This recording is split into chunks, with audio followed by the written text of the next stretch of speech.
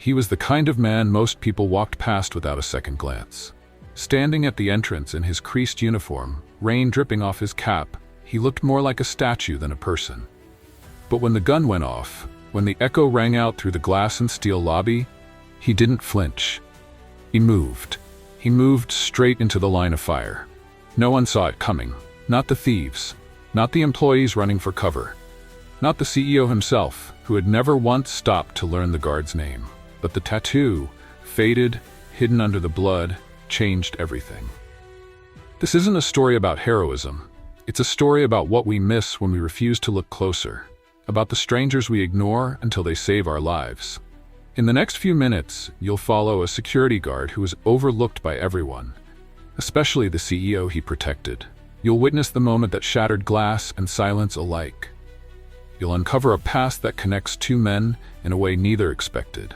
And you'll see how one act of courage, one small mark on the skin, unraveled a lifetime of ignorance. Pay close attention. There's a brief quiz at the end asking, how many times did we mention Richard Fallon in the story? It's just for fun. Get it right within 7 days for a chance at our shoutout post. Watching late? Answer anyway. We might still surprise you. Drop a comment, hit like, subscribe now, and turn on the bell for more real-life, emotionally charged stories that just might change how you see the world. The revolving doors of Colton Enterprises never stopped spinning. Executives in tailored suits flowed in and out of the marble lobby like clockwork, heads buried in phones, minds locked on quarterly reports and closing bell numbers. At the center of it all stood a man who blended into the background. His name was Marcus. Marcus had worked security at the company's Manhattan headquarters for nearly 8 years. Every morning he arrived 30 minutes early. He ironed his uniform, polished his shoes, and poured himself exactly 1 cup of gas station coffee before settling into his post. He never spoke unless spoken to, and even then his replies were short, polite, and quiet. To most people, Marcus was a fixture. Like the elevator music or the flickering LED ticker above the front desk, always there, always ignored. Especially by Richard Fallon. Fallon, the CEO, was a Wall Street legend. At 43, he'd taken the company public in a record IPO, transformed their valuation into $10 billion, and made the Forbes cover 3 times in 1 year. But he was also known for something else, a tunnel vision focus that left little room for faces without titles. He passed Marcus daily, never nodded, never spoke. Not out of cruelty, just disinterest, until the day that changed everything. It was a Tuesday, mid-January, the kind of morning where the sky over New York looked like wet steel. Marcus was already at his post when the men entered, 3 of them, long coats, hurried steps, fake badges that fooled no one. He noticed the way they didn't make eye contact, how they kept one hand deep in their pockets. Something wasn't right. Inside the lobby, Fallon's assistant was walking toward the elevators, coffee in hand, when the first shout rang out. Everyone down. Time slowed. The second man pulled a weapon. Screams erupted. A third headed straight toward the private elevator, the one only Fallon used. Marcus didn't hesitate. He stepped into the path of the gunman. And then the gun fired. The lobby echoed with the sound of a body hitting the floor. Marcus. Blood spread across the polished tiles like spilled wine. The thieves ran. Chaos followed. Sirens, shouts, a lockdown. But it was the silence afterward that gripped everyone. Fallon stood frozen. Not because the bullet had missed him, but because of the tattoo on Marcus's forearm, barely visible beneath the torn sleeve. It was a name. And it was one Fallon knew.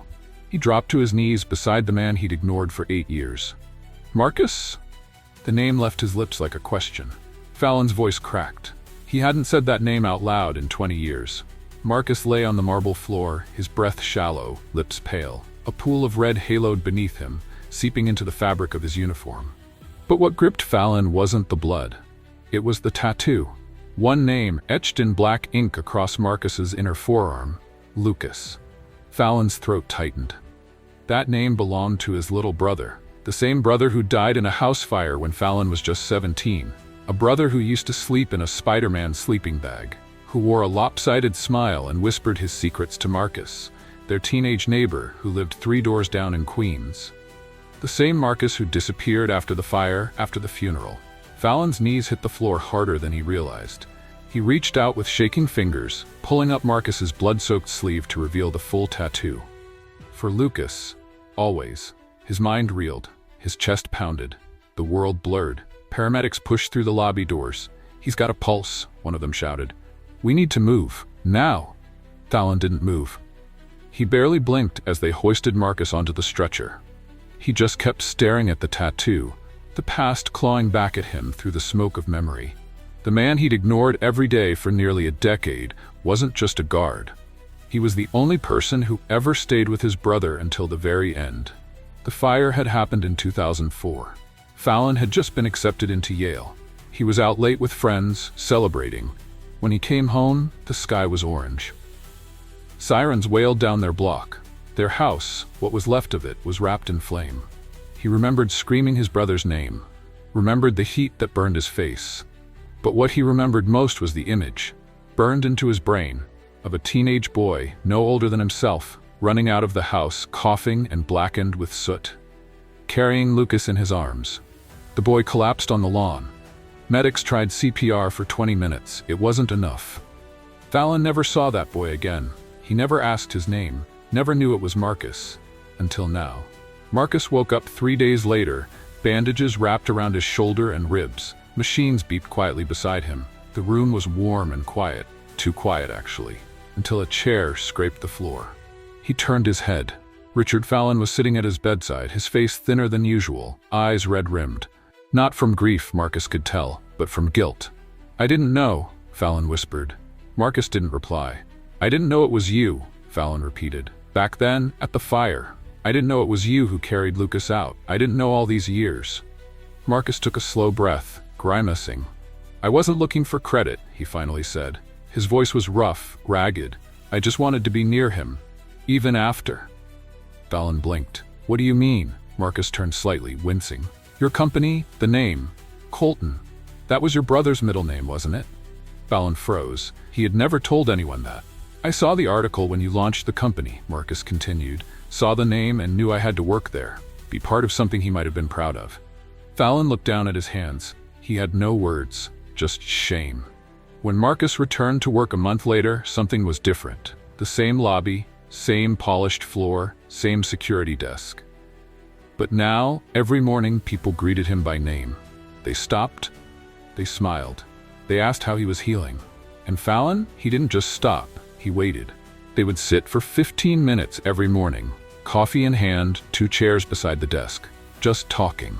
Fallon learned that Marcus had once studied criminal justice but dropped out after the fire, that he'd never married, that he visited Lucas's grave every year on his birthday, leaving a paper crane and a small pack of chocolate chip cookies, the boy's favorite. 2 months later, Marcus's uniform changed. So did his ID badge. He was now the director of security for all Colton Enterprises locations in North America. He protested. Fallon insisted. "It's not a favor," he said. "It's overdue." The company's annual retreat that year ended with a tribute. Fallon stood on stage, silent for a long moment before speaking. He told the entire company the story of the fire, the boy who tried to save his brother. The years he'd ignored a man who had already saved him twice, once as a teenager and once in the lobby of his own building. Then he rolled up his sleeve. On his forearm was a new tattoo, identical to Marcus's. "For Lucas. Always." The room erupted in applause. But more than that, something shifted. A new company-wide initiative was launched, the Unseen Heroes Project. Every quarter, employees were encouraged to nominate someone within the company, janitors, cafeteria workers, security guards, whose work went unnoticed but made a difference. Overnight, names were being remembered, stories were being shared, invisible people were being seen, and it all began with one act. One bullet. One tattoo. The months rolled by, fall turned to winter. And while the city of New York never slowed, something inside Colton Enterprises had. Not productivity, but perspective. Marcus walked the halls now with a quiet authority. People smiled at him like he mattered, because he did. Because the story they'd all heard wasn't just about a bullet. It was about every unseen moment before it, every kindness that never made headlines. Still, Marcus stayed humble. He still brewed his coffee exactly the same way, still arrived 30 minutes early, still took time to hold the lobby door open for the intern who always ran late. He had no interest in fame, no need for attention. But Fallon watched him with a different kind of gaze now, not of pity or obligation, but of gratitude. Deep, human gratitude. It was on a quiet Thursday afternoon, nearly a year after the shooting, that Fallon asked Marcus to lunch. No boardroom, no entourage, just two men, a booth at a small diner, and grilled cheese sandwiches with tomato soup. "I've been thinking a lot about that day," Fallon said, stirring his soup. "About how I didn't even know your name." Marcus raised an eyebrow. "You do now." Fallon gave a dry smile. "Yeah, but I should have known it years ago. You were right there every day." "I was," Marcus said, "but you weren't ready to see me." That hit hard. Fallon leaned back, staring out the window as yellow cabs zipped by. "Do you ever regret staying?" Marcus shook his head. "Not once." Fallon looked over. "Even though I ignored you?" Marcus shrugged. "You didn't owe me anything. I stayed because your company bore his name. That meant something to me. Still does." Fallon lowered his gaze. "I think I did owe you something, and I'm still figuring out how to repay it." Marcus gave a small chuckle. "You took a bullet's worth of karma off my tab. I think we're square." Months after that lunch, Fallon expanded the Unseen Heroes Project into a nationwide foundation. They began funding scholarships for children of security guards, janitors, and maintenance workers, set up mentorship programs, established emergency relief funds for employees often overlooked in corporate policies. Every quarterly town hall, a new story would be told, of someone who stayed late to comfort a lost employee, or who saved a colleague from choking in the break room, or who quietly paid for someone's train fare when they couldn't afford it. And every time, Fallon would end the presentation with the same words: "Let's not wait for someone to take a bullet before we learn their name." Behind the scenes, Marcus worked quietly to run the foundation's day-to-day affairs. He never stepped on stage, never gave interviews, but once, when Fallon handed him a plaque for his office, a bronze engraving of the tattoo, "For Lucas, always," Marcus allowed himself a rare moment. He placed the plaque on his wall and stood silently in front of it. "I told you I'd stay close," he whispered, voice barely audible. It was a cold November morning when the sirens returned. Fallon had collapsed in the boardroom. Heart issue, the doctors said. Nothing fatal, but serious enough to require immediate surgery. When he woke up, he found a chair pulled up beside his hospital bed, and Marcus. This time Fallon spoke first. "You stayed," Marcus nodded.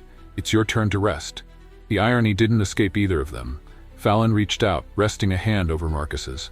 "I still think about that day," he whispered. "I replay it over and over." Marcus looked him in the eye. "Then make sure it keeps changing lives." Fallon nodded slowly. "I will." One spring morning, a sealed envelope arrived at Marcus's door. Fallon had passed away peacefully in his sleep. The letter was handwritten. "Marcus, I never got to say this the way I should have, but you saved me in more ways than one. Not just that day in the lobby. You saved the part of me that forgot how to see people. You reminded me what matters. I've named you as the new chairman of the Unseen Heroes Foundation, not because of what you did for me, but because of what you do for others when no one's watching. You never asked for recognition, but you've earned something more. Respect, legacy, and the knowledge that you made this world better. Tell Lucas I still miss him. Fallon." Marcus held the letter in his hands for a long time. Then he folded it carefully and placed it inside a small wooden box, beside a childhood photo of Lucas and a pocket-sized Bible worn at the corners. Today, Marcus's name is known in every branch of Colton Enterprises. Not because he was famous, not because he took a bullet, but because he reminded everyone what real courage looks like. The courage to show up, even when no one sees you.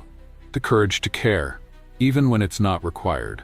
The courage to stay for years near the memory of someone you loved. He didn't need a statue or a holiday. He just needed someone to see him. And eventually, someone did. Sometimes, the person we walk past every day without a second thought is the very person who would take a bullet for us. Marcus didn't have wealth, he didn't wear a suit, but he had something far rarer: loyalty without recognition, and love without condition. And when the moment came to act, he didn't think about status. He thought about a child he once loved, and a man who had forgotten how to see. We all have a Marcus in our lives, someone we've overlooked. someone who's carried more than we realize. Maybe it's time to look again, to ask their name, to say, "I see you now." If this story moved you, comment below what moment hit you the hardest and answer the quiz at the end. Get it right within 7 days for a chance at our shoutout post. Watching late? Answer anyway. We might still surprise you. And if you love this kind of emotional story, the next one is already waiting for you. Click the video that will show on your screen soon. We'll meet you there. Don't forget to like, comment, subscribe, and turn on the bell so you never miss what happens next. Quiz. How many times did we mention Richard Fallon in the story?